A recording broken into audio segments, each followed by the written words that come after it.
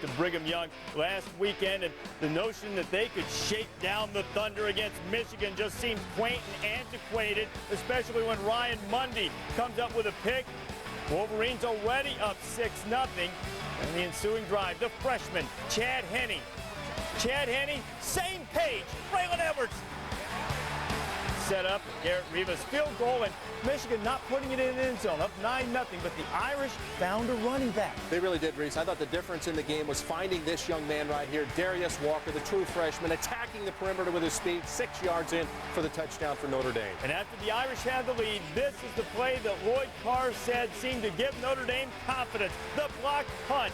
Chase Anastasio and Jerome Collins in there. Corey Mays recovers, Irish in business, and they go back to the freshman from Lawrenceville, Georgia. And check out Darius Walker on this run. Look at the power blocking, avoiding tacklers, stiff arming, taking it to the left, in for a second score of the day. And you know what happens, Mark, when you got a running back attacking teams on the perimeter? Then all of a sudden, Brady Quinn's going to feel so much better. Now it's 2nd and goal in Notre Dame. Brady Quinn going to get a little running game help. Guess what? Little play action pass, rolls to the right. There he is, Rashawn Powers. Neal takes it in for the 8. Touchdown, Notre Dame.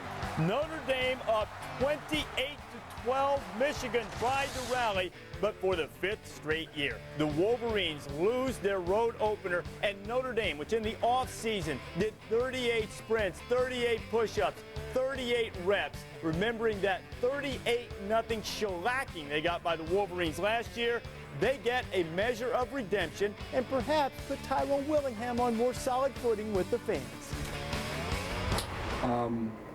Just believing you can get it done. I think our guys stayed the course, and I think our coaches did a wonderful job of directing them. And at some point, at least I felt like we played good football. But please understand, this is one football game. And there's still a lot of improvement that we have to have if we're going to be the kind of team I expect us to be. Even keel all the way. Number 7 goes down on the road. Number 3, Georgia at South Carolina. Danny Ware, the freshman in the early going, hands on top of the head. Safety.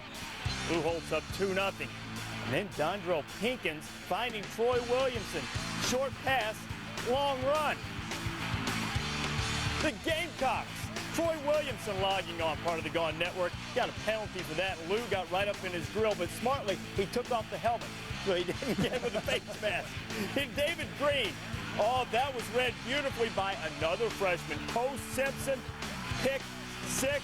South Carolina at home up 16-0. And you know what? David Green then settled down. You know why? Because Tyson Browning came in and really provided a spark. You see David there just going back. Easy screen pass there. Number 31, Tyson Browning. Look at the moves. Good blocking downfield. 12 yards in for the touchdown. But what David Green does best, he protects the football. Look at the ball handling on this play-action fake. Over the top to Reggie Brown.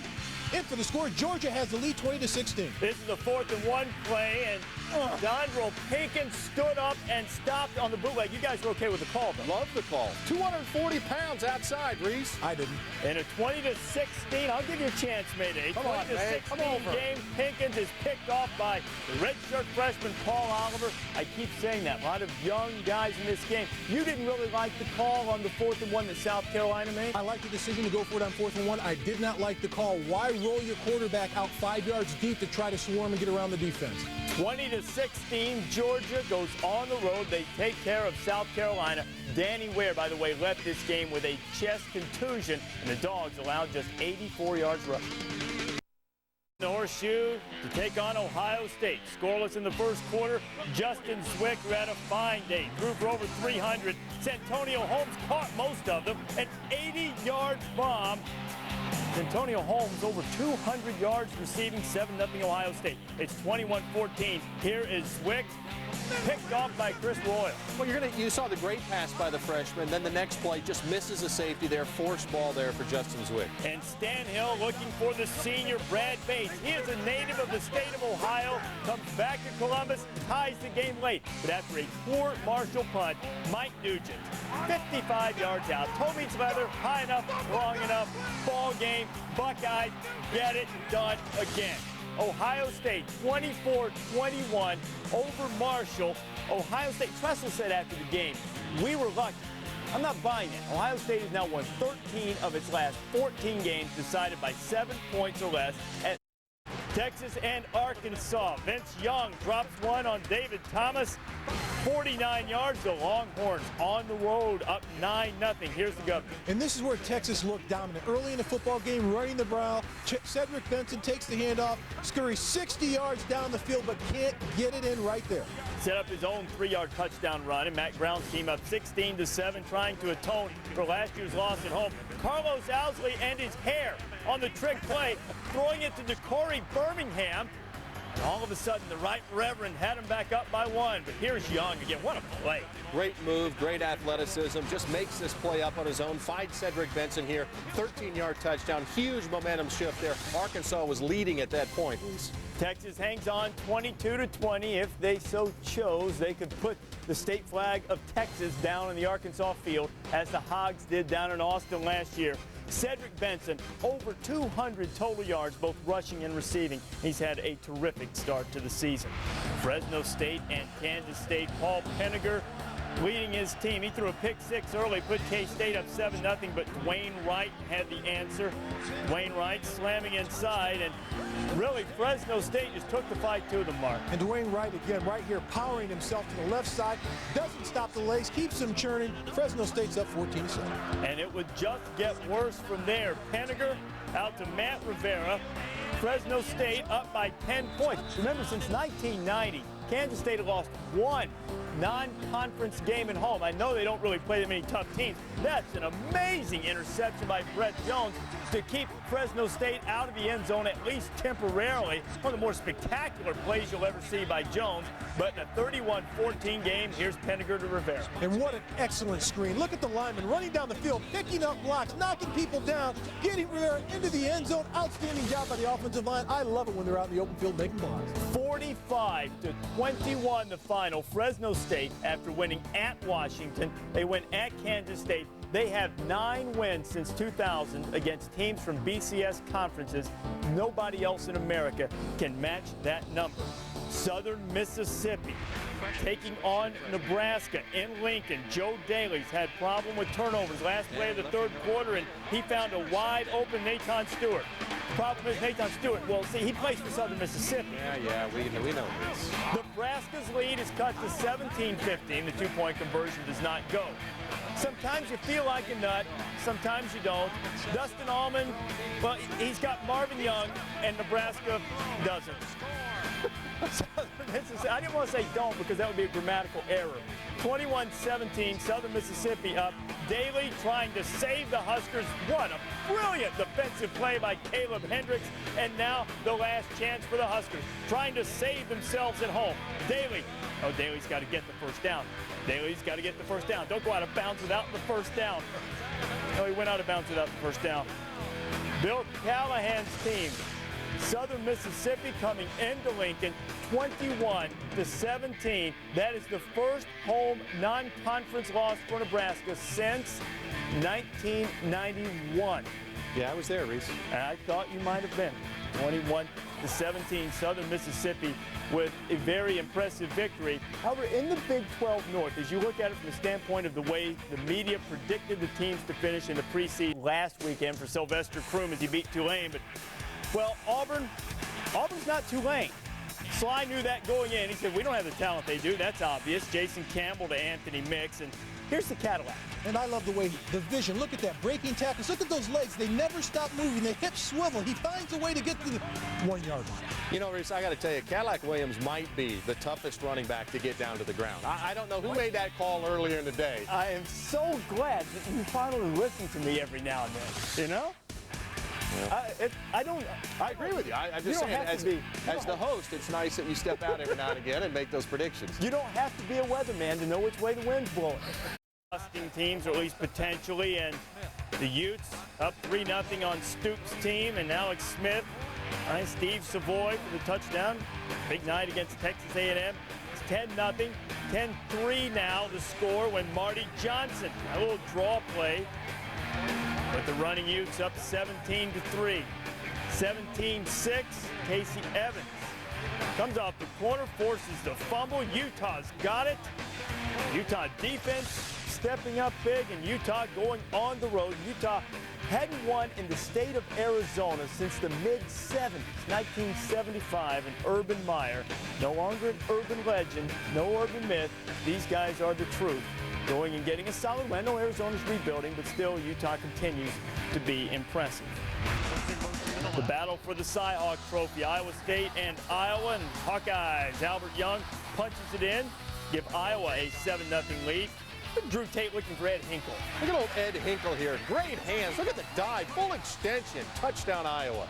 You did a good job on play-by-play there. Thank you. Iowa State driving. The last chance, 17-10 game, and Hawkeye defense coming up strong. And, of course, Abdul Hodge. It's not Abdul Hodge. It's Chad Greenway or Matt Roth.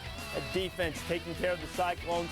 17-10. Iowa captures the Cy-Hawk Trophy for the second straight year. And Wisconsin atones for the loss it had to UNLV in Camp Randall last year with an 18-3 victory. Jim has been getting a lot of heat at UCLA. They lost their opener against Oklahoma State. Taking on Illinois, and the Bruins, Drew Olson, going to brag about his wide receiver.